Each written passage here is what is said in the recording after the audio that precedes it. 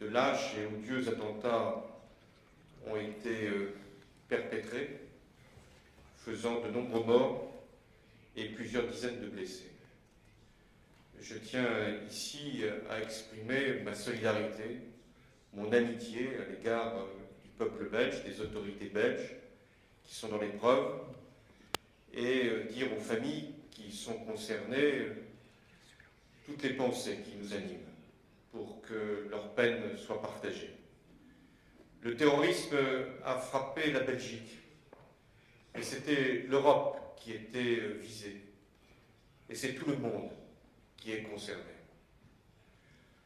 Nous devons prendre conscience de l'ampleur et de la gravité de la menace terroriste.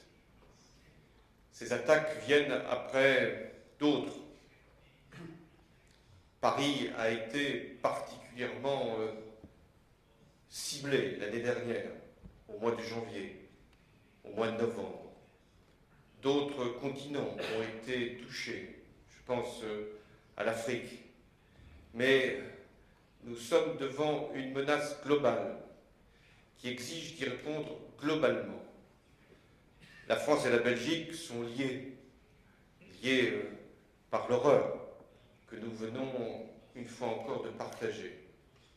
Et j'ai assuré au gouvernement belge tout le soutien indispensable pour que nous puissions apporter tous les moyens qui seront nécessaires. Mais la guerre contre le terrorisme doit être menée dans toute l'Europe et avec les moyens qui sont nécessaires, et notamment en matière de renseignement. Et nous aurons encore à veiller à ce que les décisions soient effectivement mises en œuvre. Nous devons également agir au plan international.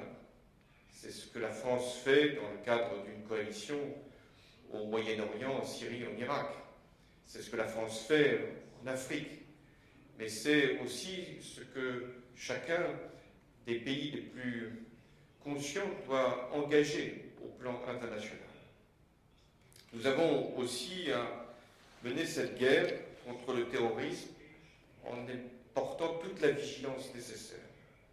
Et c'est la raison pour laquelle, aujourd'hui même, le gouvernement français a pris des mesures pour renforcer les dispositifs de contrôle des frontières et également de présence de policiers, de gendarmes, de militaires dans toutes les infrastructures de transport, ports, aéroports, gares.